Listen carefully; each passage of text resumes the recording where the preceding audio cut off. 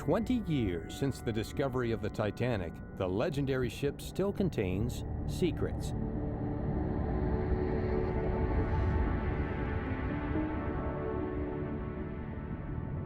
Get ready for a real-time trip to Titanic, seeing the ship in a way it has never been experienced before.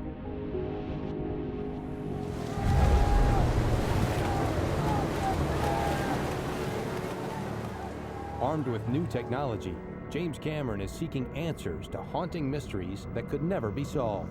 This is incredible. Until now. We are really in uncharted territories now.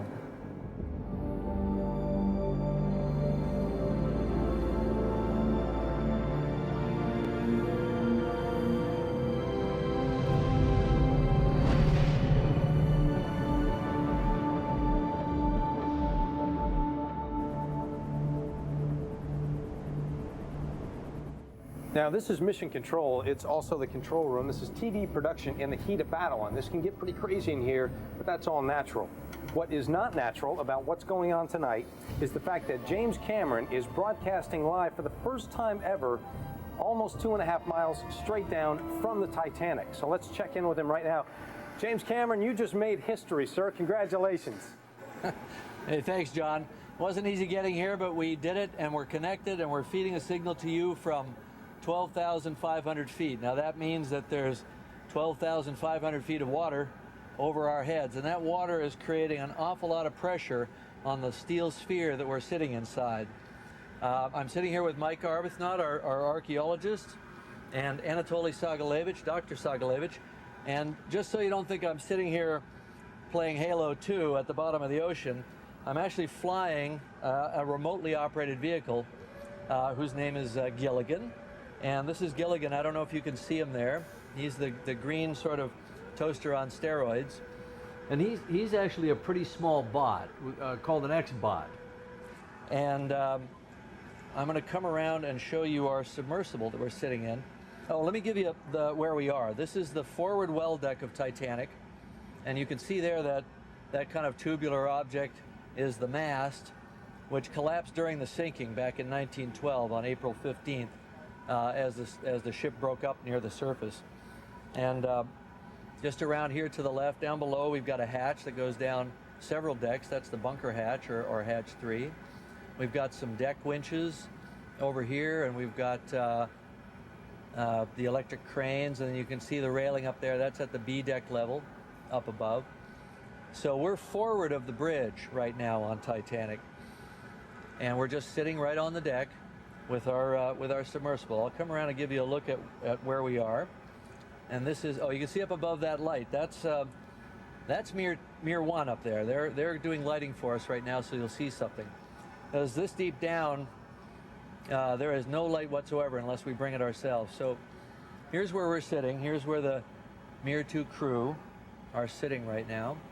And you can see that it's a deep ocean submersible. It's just bristling with cameras and lights and hydraulic booms and manipulators. It's quite a machine. I'm going to come over here and give you a little closer look at the Mir. It's an amazing diving machine. It can go to 20,000 feet.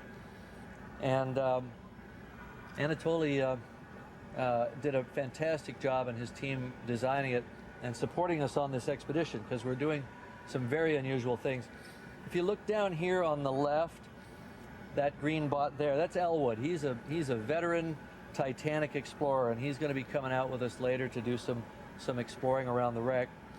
And we have another X-bot over here in the garage, and you can see the empty garage where Gilligan came from a few minutes ago. I'm going to fly a little closer to the Mir, and maybe we can take a look at ourselves inside, and we'll see ourselves inside. And that's what happens, is you get this strange sense of being in two places at once when you're flying an ROV. I know I'm inside the sub, but I also feel like I'm inside the vehicle. Should be able to see ourselves. So turn around, Mike, and wave to Gilligan. Hey. Hello from the bottom of the sea. And that's us inside there. Okay. Well, I'm going to get on with the job of exploration here. That's what we came here for. Well, Jim, never let it be said that you don't perform well under pressure. A lot of pressure. Very well done, sir. About 5,500 pounds per square inch of pressure, to say nothing of the pressure of doing live television. Well, it looks great. Get into position, and we'll check in with you a little bit later on. Awesome. We'll be here all week. Now, for you folks at home, doing something like this, an exploration this complicated, is not just a linear process. It is filled with twists and turns and a lot of unpredictability. To get us here was quite a journey. We thought you might want to see what it was like for us the past 3 weeks. This is Jim Cameron's 35th dive to the Titanic. For this and every dive, he's gotten there on one of the Russian Mir subs, among the world's deepest diving manned submersibles. This time, it's different, because for the first time ever, the Mir is linked to the surface by a fiber optic cable. That cable is how we're bringing you this special broadcast. The descent takes more than 2 hours. Most Mir drops are for sleep. Not this one. The cable is a constant worry. It is among the most dangerous parts of the entire mission. If the cable breaks, it could tangle in the sub and take it to the bottom. Jim descends with archaeologist Mike Arbuthnot. His mission is to help Jim get video images for the historic record. I spoke with him before the dive. Titanic is going away. It's corroding as a result of Mother Nature. So we want to get in there and take a look at what is contained within Titanic before she's lost forever. Ken Marshall has been studying Titanic structure for 40 years. He will help guide Jim through the maze. Corridor light fixture on Jim's way aft to the first class lounge. Don Lynch is a historian who knows the personal stories of the Titanic passengers. You know, Colonel Gracie is there, who was like everywhere throughout the whole sinking. I mean, he was heroic in that way. I mean, he one of those personalities a lot of people didn't like, but he was everywhere at once and making sure every woman he saw got into a lifeboat. Park Stevenson is an engineer who helps visualize Titanic's interiors. Well, the Marconi apparatus was the ship's means of talking to the outside world. Right up on me. He's got the experts, the technology, and one of the most experienced deep submersible crews in the world. Bits of the technology were developed separately for 9 months before the expedition began, but it wasn't until 3 weeks ago that Jim and his team could finally assemble and test the system with the Keldish's Mir submersibles. No one knew whether it would work. The first thing was to get down to the wreck and test the communications. It's a 2.5-hour descent that Jim has done many times, but never with a 15,000-foot tether of fiber optic cable. The cable from the sub joins one of the ship's inflatable boats, or ribs. The rib keeps aligned with the Keldysh and allows sound and picture to be transmitted back to mission control. To get those pictures back from inside the Titanic, there are 3 separate links which all have to function at the same time. It's a fantastic technical achievement. The piece that had never fully been tested before is the fiber optic link from submersible to surface. Making this work was an incredibly delicate operation and risky. The fragile optic fiber is wrapped in a casing with a 500-pound breaking strain. It was a double-edged sword. The cable was weak enough to snap easily if the 18-ton submersible jerks when taut. It was strong enough to completely foul up the submersible's propulsion system and long enough to get impossibly tangled if it was let out too quickly. During one of the practice dives, 6,000 feet below the surface, the worst happened. I believe we're fouled, guys. The cable looks like it's going up, but it could be looping over us like this. It's hard to say. We should be paying out by now, but we're not. This is not a good condition, tell you. I think we made a mistake. I think it's bad. They were no longer worried about getting pictures back, but dealing with a potentially dangerous situation for the Mir team. A loop came around the tail fin of the Mir, has caught. Now the cable won't necessarily break, and this is the dangerous part of this. It has a steel strength member. What happens if it bends though, it'll attenuate the signal, so you lose communications, you lose video signal, but you're still hooked. Mission control, anybody? Mission control. We've got to monitor this closely as they're starting their ascent back to the surface. We've got to madly taking cable to try and keep the whole thing from fouling the sub and potentially doing something even worse. The only thing the submersible could do was dump ballast and head for the surface. The challenge of trying to get real-time pictures from the wreck of the Titanic had just become abundantly clear to James Cameron. Well, we sort of made TV history up to a point, right up to the point that it went, and we got a loop over us somehow. I saw it on the tail camera, I saw it coming down. We tried to get out of the way, and I literally watched it come down, come right past the wing, and hook under the wing. Oh, we're screwed. Now, this was the scene earlier today. Wow. We were very close. So this is what the bottom of the ocean looks like, huh? Well, you haven't seen the bottom yet, but you will. It's a religious experience the first time. You don't want to miss that. All right. Oh my God. Wow. The bottom of the sea, baby. Bottom of the sea. And we're coming down fast, as promised. You're about to see a huge silt out, folks.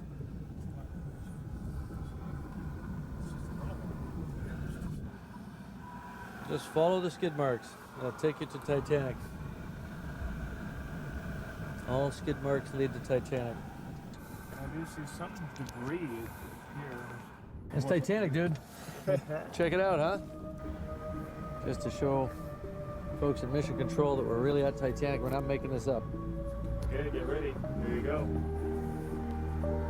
You see it? There's Titanic right there, guys. Pretty cool, huh? Sweet.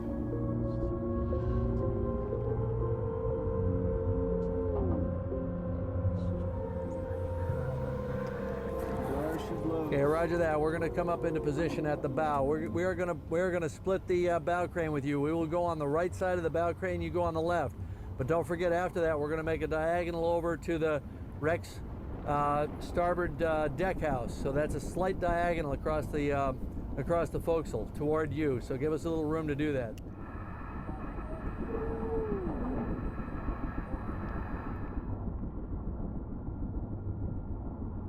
This is hatch 1. And this is the hatch. We just saw it on the debris field, the exact hatch. Look, you can really see down the hatch. Very nice. So this is the base of the mast here.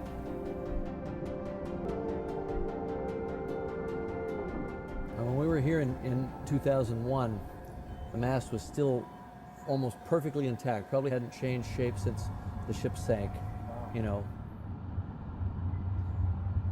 So you can see it's collapsed down. It's just touching the hatch combing on the port side on hatch 3. This is hatch 3 or the bunker hatch. And this is the crow's nest door. And that's right where Frederick Fleet would have come out to come on watch that night. Right there. May well have been the last person to pass through that doorway. Oh, I'm sure he was. Iceberg! Right ahead! Iceberg! Right ahead! When the fatal berg was first seen, Titanic was heading straight for it. Auto!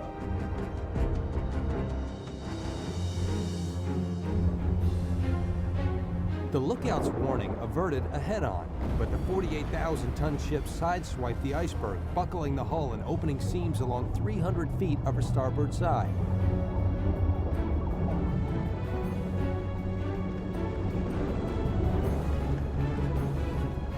Titanic was designed with a series of watertight compartments separated by bulkheads.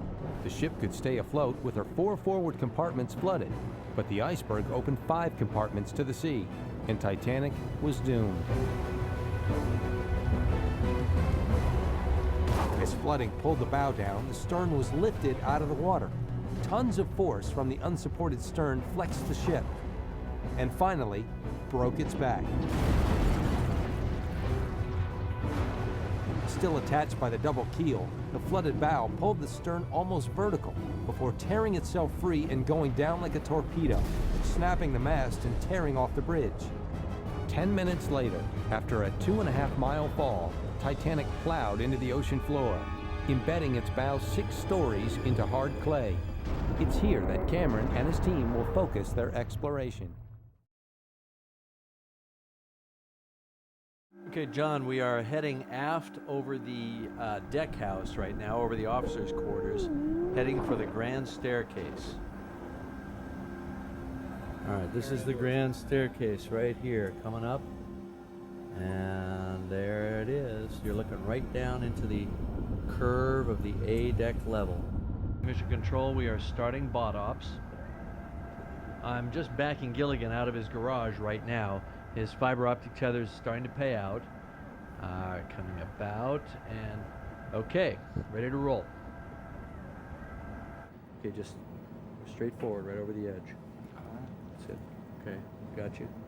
This was a beautiful carved oak staircase. It went down, we're on the boat deck level right now. It went down A deck, B deck, C deck, D deck, and down to E deck.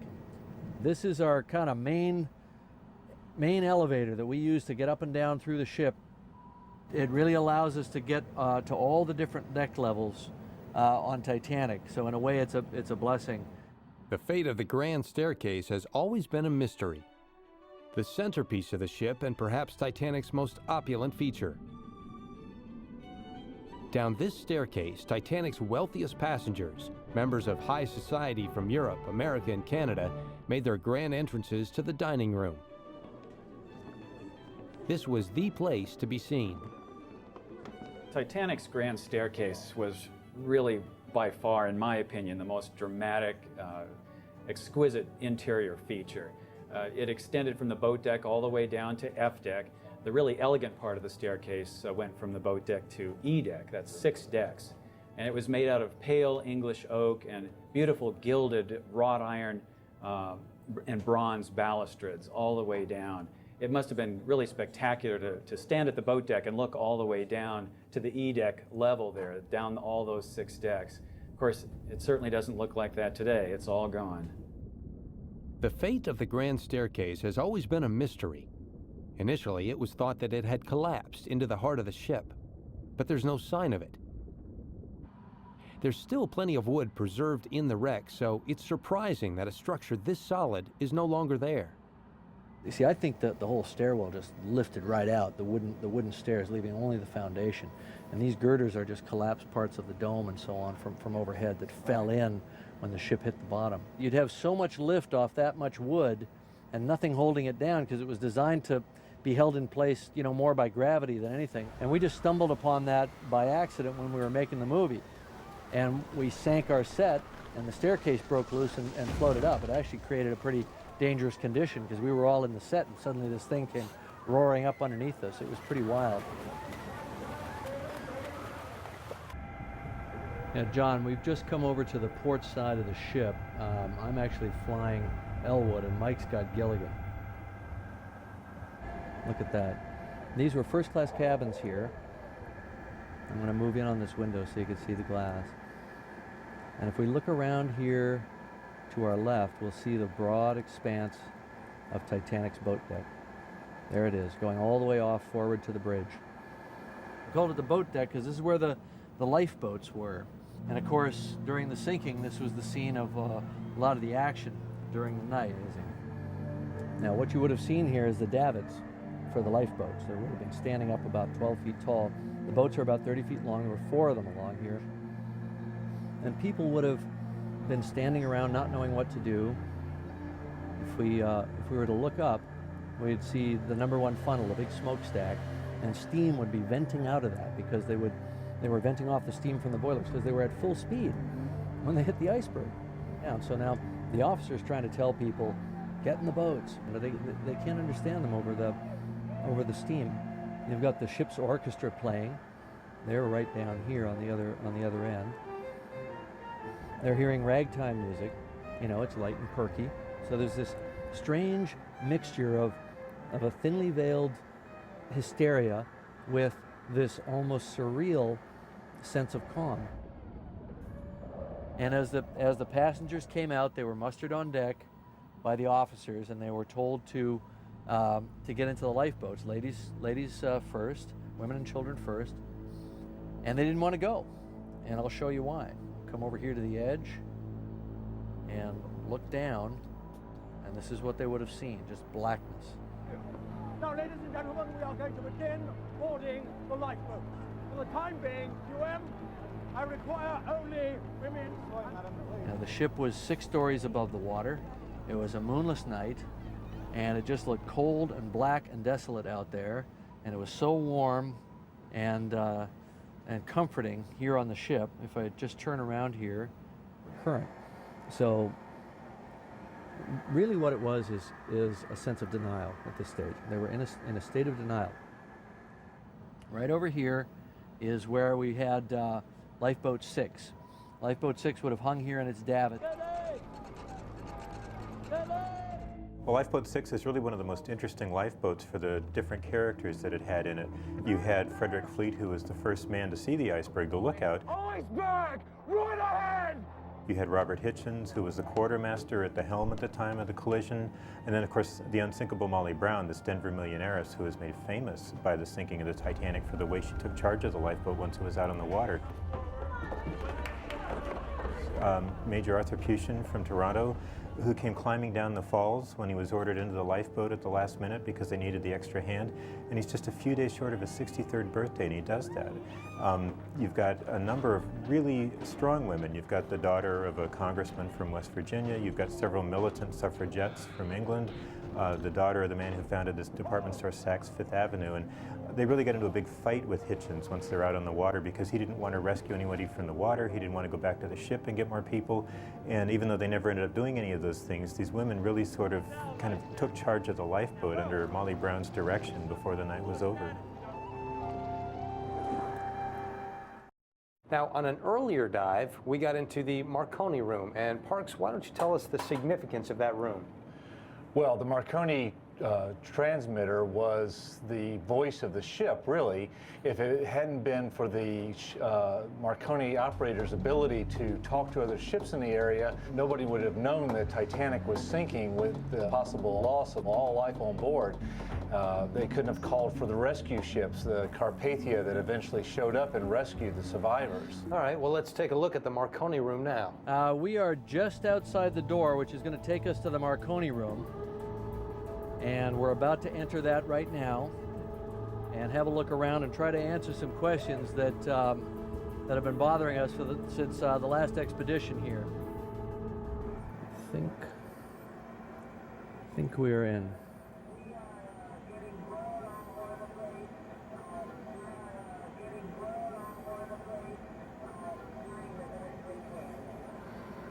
All right, these are the dynamo. This is the dynamo, which has a motor. It's a motor generator combination.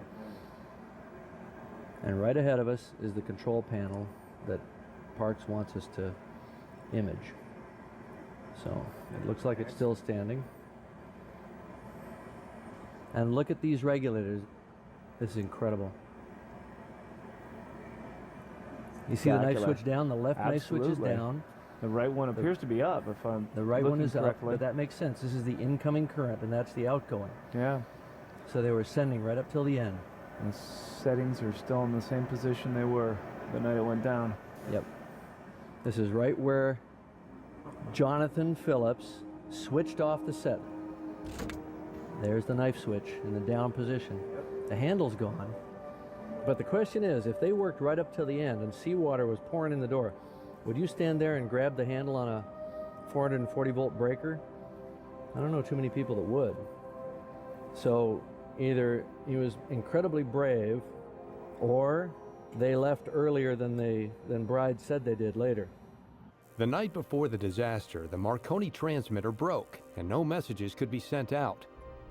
With a ship full of rich and powerful people all wanting to send news home from the maiden voyage, the two young men did what they were absolutely not supposed to do. They fixed it themselves.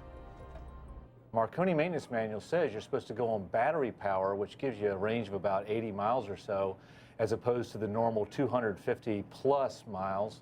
And the operators were supposed to leave it for a Marconi engineer to fix once they got back ashore.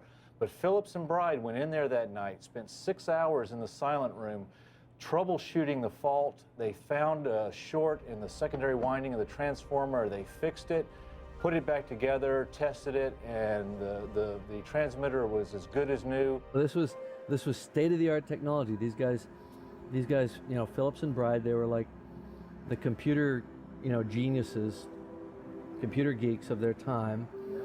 And look at these regulators. You can see the left one is cranked all the way over. They were really trying to get the spark up as much as they could as the ship was dying. You can see it right here. Parks will be able to make something out of Is this. the wooden handle on that one still intact? It appears to be. Yeah, let's get up there and see that. And this is what we came here for. There's something there. Oh, there's some writing. There, vaults. Vaults, absolutely. Look at that. Nice. Part of Titanic's technological hallmarks is this. That's right. And part of what made the story so powerful was the rescue. The people who were saved, the 703 who were saved because of this machine. You know, we're in a wireless age right now. Everybody's, it's wireless everything. But this was the first wireless device. It's interesting because some of the technology that was being used at this point, that was being created, that was being developed 100 years later, is the same technology that's being used in this very broadcast. Well, that's a good point. Little wooden crate. That's not a wooden crate. That is the cover for the disc discharger. Parks' second favorite piece of equipment that he's always going on about, which we're about to go image. There it is. That's the disc. See the disc? Doesn't look like a disc. It looks like a line from where we are. Absolutely. Yes, that's right. Now, Parks has managed to somehow piece this all together. What became of the two men in that room? Well, they stayed really until very nearly the end, until they could hear the water coming up the deck, I think is what Harold Bride said. And both of them left, and they both jumped overboard. Jack Phillips was never seen again, but Harold Bride did survive. Interesting. That is a very critical room in this whole exploration.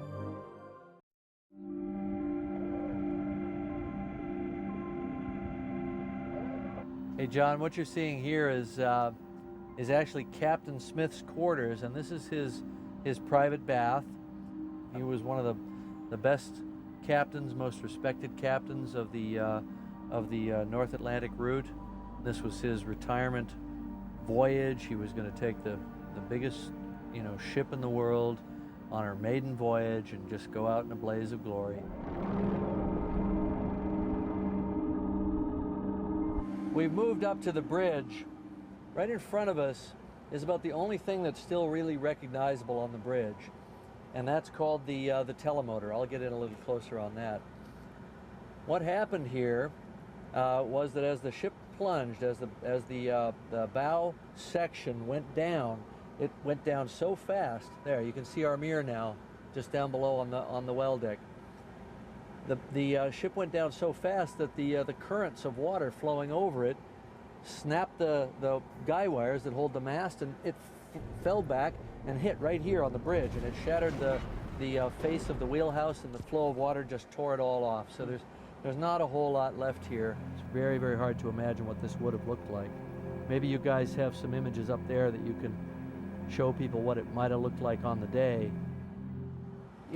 Gilligan is now pretty much standing right where Quartermaster Hitchens was when he was standing at the ship's wheel, keeping a straight and steady course for New York. And he, unexpectedly heard 3 sharp rings of the crow's nest bell, and that crow's nest would have been, out there in the darkness someplace ahead of him from where you'd stand here on the bridge. And then when the crow's nest guys called, when Frederick Fleet called in, 6th Officer Moody would have answered the phone right over here against that wall. What he heard was Frederick Fleet saying, "Iceberg right ahead." Is there anyone there? Yes, what do you see? Iceberg! Right ahead! Thank you. First Officer Murdoch, who was the officer of the watch, I don't think he waited for the telephone to ring when the crow's nest guys called the bridge. I think he already knew what was going on. I think he was already in motion. He would have come running in a door that was right over here, right where that big tangle of wires is. He would have run in and yelled, probably at the top of his lungs, at least I would have, "Hard a starboard." Hitchens says, "Hard a starboard aye," and he starts cranking that big old ship's wheel over. And boy, many, many turns. It was a lot of hard work for him to get that rudder hard over. And, seconds counted so much. And, Murdoch looked out front and saw an iceberg right square in their path. And he had to decide, do I go left or do I go right, and it's not clear whether any decision would have been the right one at that point. I actually think Murdoch was a pretty cool guy, and I think he had he bore the burden of all that for the next 2 hours and 40 minutes of his life, which were the last moments of his life, and he gave his life trying to save people. On an earlier dive, we got into what is known as the Strauss Suite. If you saw the movie, it would be the room where young Rose was sketched. And boy, did it lead to a surprise. Let's take a look. Well, that's the room right there. And the Strausses, of course, were the loving couple that went down together. Well, we don't know what happened to them. They definitely died in the sinking. And she stayed with him when she had a chance to get on a lifeboat.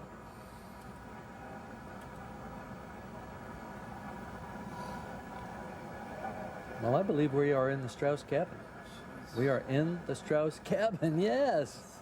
Have we Oh, there? say it's not the clock. It looks like a clock Say it to is me. not the clock on the mantle. Oh my God. And look at the This woodwork. is outrageous. Oh yeah. Oh yeah, Is it look. a fireplace? Or Yes, that's a fireplace. No kidding, and there's a clock sitting right there. Yeah. Look.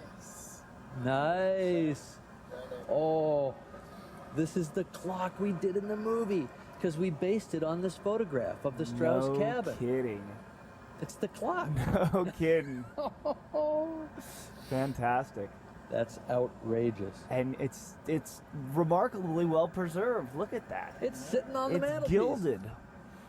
Sitting on place. Look, there's the little gold andirons down at the bottom. And there's the ornate woodwork, which must have been teak, I guess, or some very high grade of wood. Oh my God. Oh, look. Oh, look. The gilt. That's right. The gilt inlays. Oh Ornamentation. my God, it's the room. This is the room. We built this room. This is where, Jack draws Rose next to the fireplace. No kidding. This is the room. There's where the mirror would go. Oh my gosh. This is outrageous. Ken, what is that thing there? That is a gilded sconce. There was The last one time on we had this either much fun. side of the fireplace up above it, and that one's fallen down. Don, for those who don't know, who were the Strausses? Well, Israel Strauss was the founder of Macy's department store, and they're famous in the sinking because she wouldn't leave him, and they ended up going down together. They've been married 40 years. Where you go, I go. Don't argue with me, Isidore. You know, Can you see the time? It's tough to say. Not immediately, but maybe. Oh, tell me that's not a hand at 20 after 2. Tell me it's not. Now, there is a target tonight on the ship. It is called the Turkish Baths, believed by many to be the most opulent and beautiful rooms in the great ship, also perhaps one of the best preserved. And before we take a look at that, Don, I want to ask you, what exactly are the Turkish Baths? Well, in 1912, it was pretty much a spa, but they also had steam rooms and what they called electric baths, which is what I refer to as an easy bake oven. They thought that electricity was therapeutic, and they would wrap you in towels and put you in a box that had a bank of light bulbs in the lid. And then after that, you had different rooms where you could, a temperate room and a cooling room where you could gradually cool down and even go for a swim at the end if you wanted. We're just about to head down the stairwell now, and we're going to go down actually 6 decks, and we're going to try to get into the Turkish baths, which we've never seen. Nobody's ever seen it. I've been thinking about this since the last expedition. We almost made it. I was right at the top of the stairs, and I could kind of see down the stairs, but there, that's the base of the stairs, right there. Wow. I've never seen this so clearly. We're looking back at the stairwell. It's just a tangle of girders and it's a mess. wires and stuff.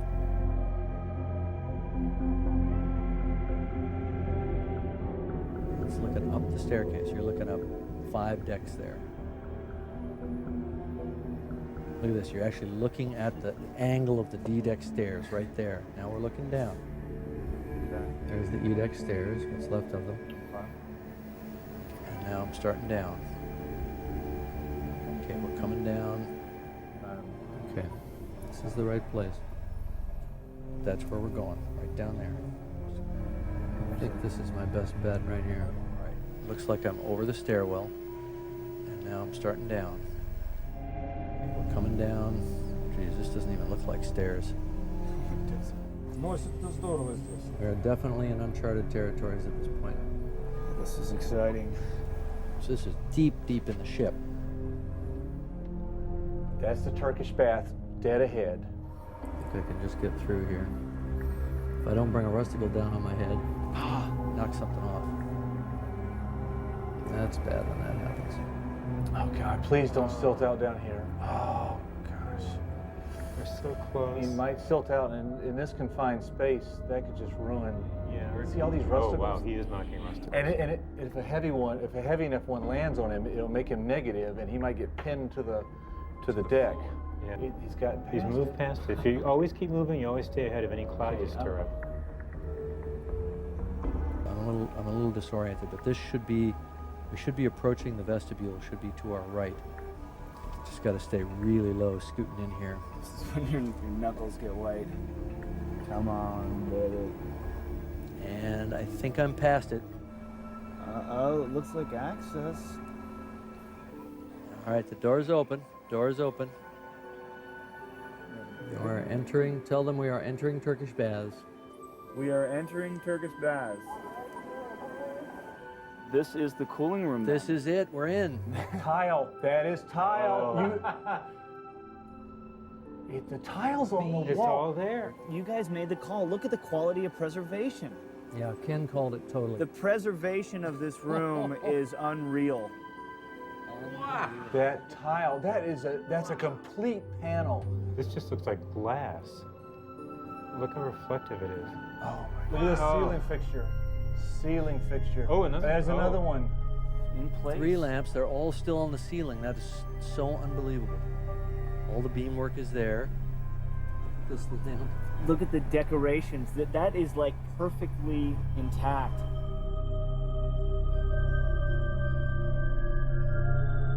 Oh, look at the detail on that. Yeah. No doubt it's bulb imploded upon descent.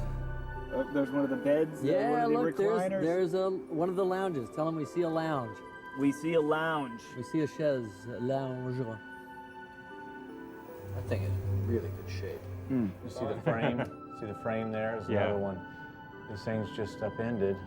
Because this room, everything would have been floating around. It was one of the first rooms to flood. Look at these are little changing stalls. So this is all teak. And the teak is in, almost perfect condition.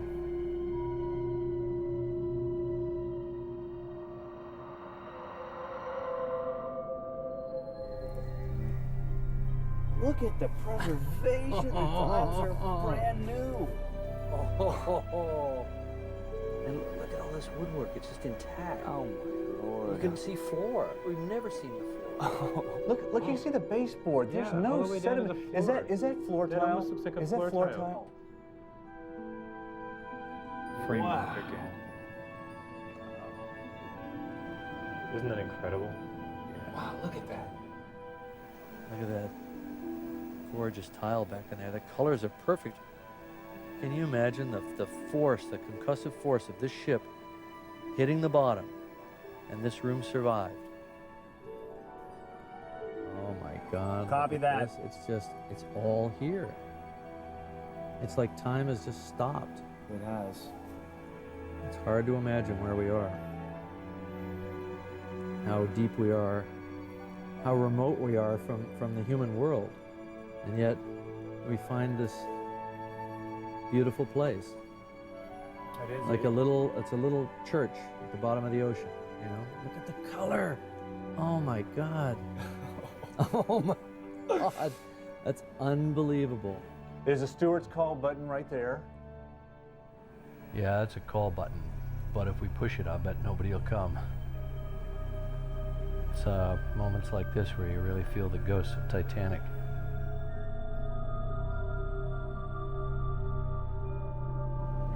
What is that? Is that a dome? It's a little feature? arched. I think it's yes, it's a dome. It's a little half dome styling flourish that they had to give it that kind of Middle Eastern flavor. Yeah, the Moorish revival or something.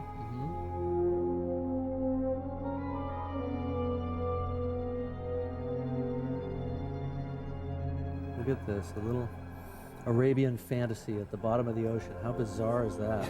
How surreal is that? I know. Now I feel like the archaeologists that found, you know, the Palace of Knossos or King Tut's tomb, you know, what it must have felt like to them. This is so beyond what I had hoped for.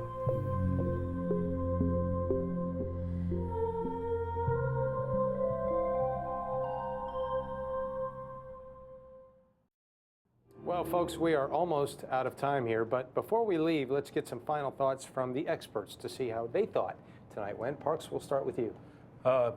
We've spent so much time reconstructing these interiors, and to actually see them in real life, it's just mind-boggling. Don? Oh, I think it's been fantastic. It just makes me want to see more. I just want to go back and see the rest of the interior of the ship. Ken? I just want to thank Jim for giving so many of us around the world a live, unprecedented tour of this incredible ship. Let's get a final word from the man who made the whole thing happen. Jim Cameron, your final thoughts, sir. Well, John, we've come full circle. We're back here at the forward well deck of Titanic. And if you can look at my bot picture here, you can see the mast. And I'll tilt up, and you can see it goes on up to the bridge. And you can see, if you look at Mike's shot here, it shows how it's really crushed down. This is the door of the crow's nest right here, where Frederick Fleet would have stood when he saw the iceberg. And of course, he saw it a few seconds too late. And Titanic wouldn't be here except for so many small factors that led up to that catastrophe. But this is a place of tragedy, and we treat it as sacred ground. And Titanic makes you work for the secrets. She does not give up her secrets easily. So we still have a lot of exploring to do. We've got a long night ahead of us. So I'm off to do more exploring and try to bring back some more cool images so that we have a record of what's inside this wreck, and ultimately a proper archaeological record of what Titanic really is. All right, time to go do some serious exploration. I'll see you later, John. Thanks for dropping in.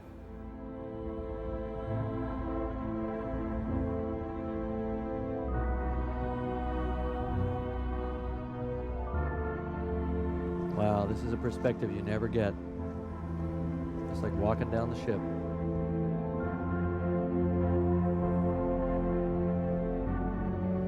God, these chains are big. You never really appreciate it when you're flying over it in a mirror.